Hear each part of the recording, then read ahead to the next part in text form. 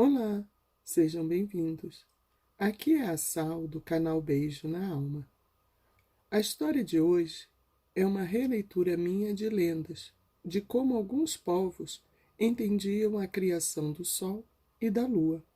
Antes da história começar, se inscreva, curta, compartilhe e deixe seu comentário do que achou ou com sugestões de novas histórias. Quem nunca olhou para o céu em um dia sem nuvens ou uma noite estrelada e se encantou com a beleza do sol ou da lua? Assim como nós, nossos antepassados se impressionaram com o mistério que os astros celestes escondiam e traduziram sua admiração contando lendas sobre a criação, cheias de simbolismos para os ciclos da vida e a relação com sua comunidade, que até hoje ainda são aceitas em muitas culturas. Nas muitas lendas antigas, o Sol e a Lua eram representados por deuses ou criaturas, para exaltar suas características e para propiciar aos nossos ancestrais uma compreensão mais próxima da realidade em que viviam. Primeira lenda: a lenda tupi-guarani sobre o Sol e a Lua. A escuridão era tudo o que existia no universo. Então Tupã, a manifestação divina, na forma do som do trovão, criou Guaraci, o Sol. Aquele que dá a vida, ajuda Tupã na criação de todos os seres vivos e os protege durante o dia, para iluminar toda a escuridão no universo com sua luz. Mas depois de um tempo, Guaraci ficou cansado e precisou dormir. E ao fechar os olhos, Guaraci deixou o universo novamente na escuridão enquanto dormia.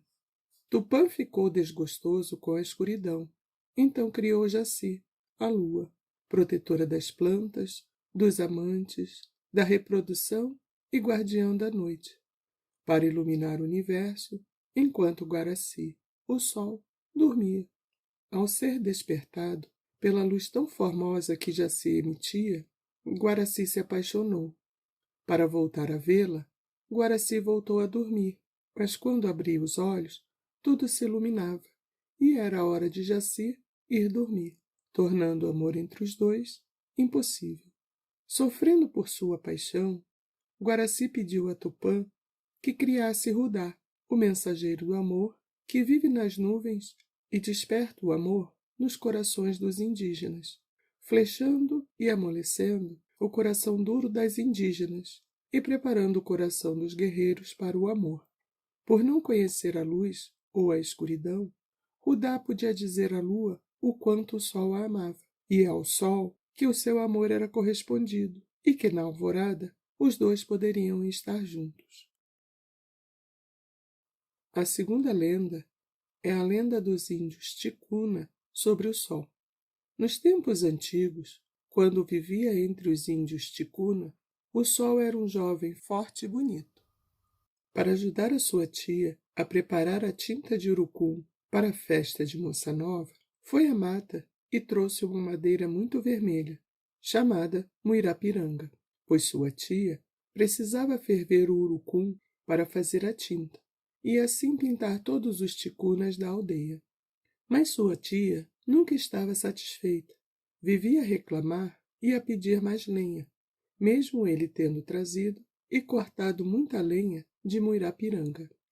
Cansado do mau humor e das exigências constantes da tia por mais lenha, o sol resolveu acabar com toda a trabalheira de uma vez por todas. Observando o fogo com suas faíscas e o urucum que borbulhava vermelho na panela, sentiu um forte desejo de beber aquela mistura e pediu permissão para a tia. A tia, contrariada pelo pedido, disse que o rapaz podia beber tudo, e bem rápido, pois sua intenção era que ele morresse. Mas, quanto mais rápido ele bebia a tintura quente, mais vermelho ele ficava, e acabou subindo aos céus. E desse dia em diante, passou a esquentar e iluminar o mundo. A terceira lenda é a lenda dos astecas sobre o sol e a lua. Os astecas foram um povo que habitaram o centro-sul do México há centenas de anos, antes da chegada dos europeus à América. O povo asteca era politeísta.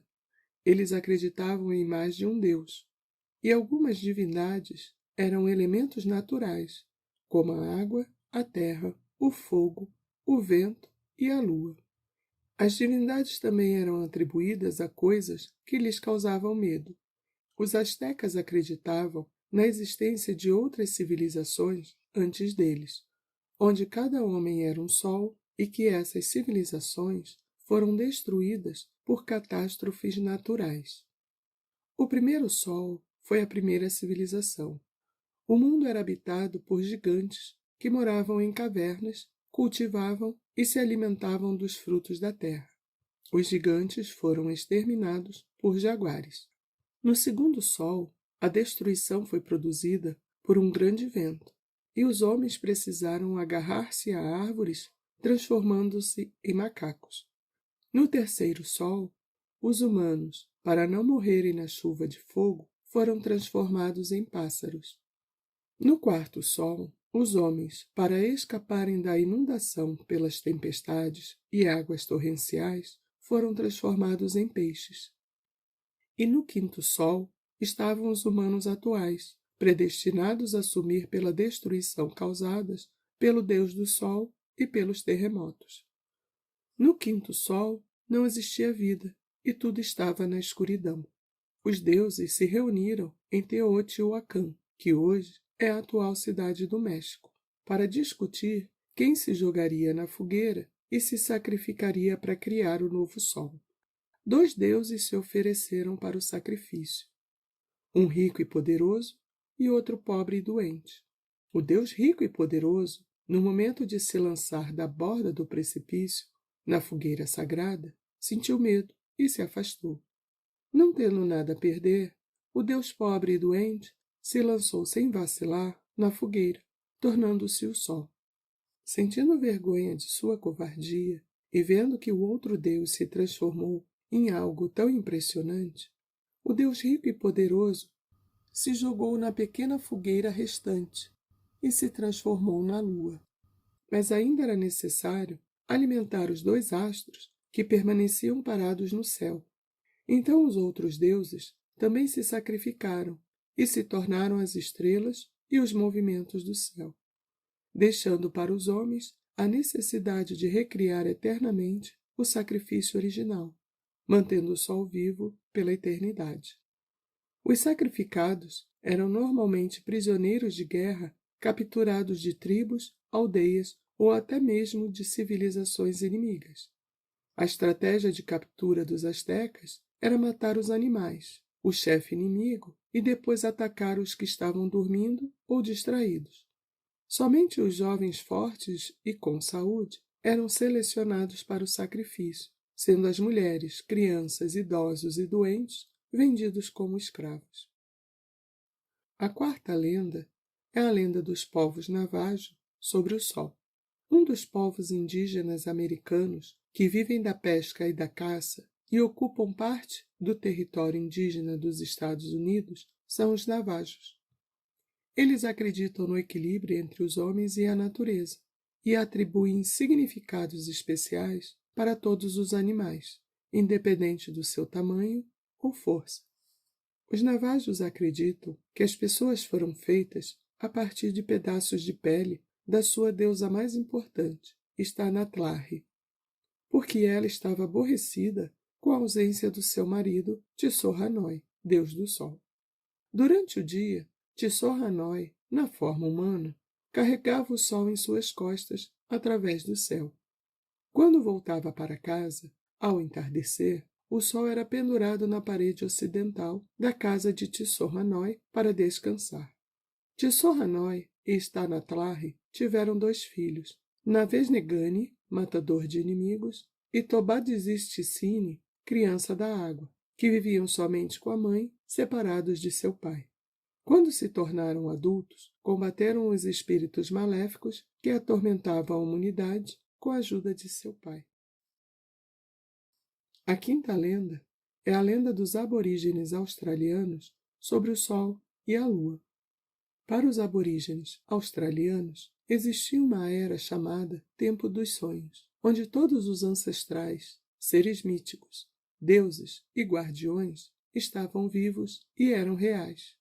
Ter acesso e participar do tempo do sonho, para eles significava conhecer seu propósito na vida, respeitando os ensinamentos ancestrais e a sabedoria sagrada.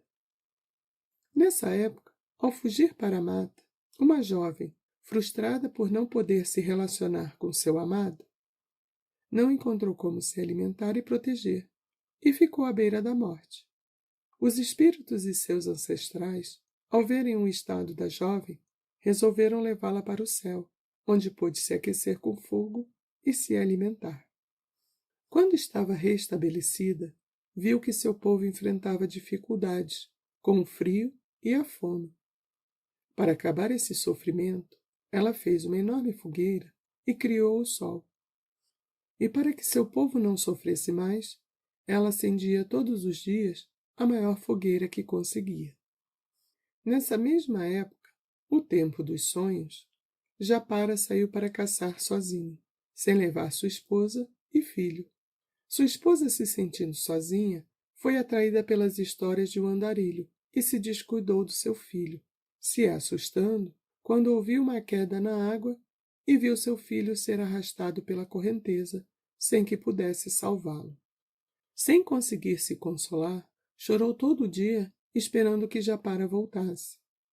Ao saber do ocorrido, Japara se enraiveceu, a culpou pela morte da criança e a matou. Procurou pelo andarilho e o matou também.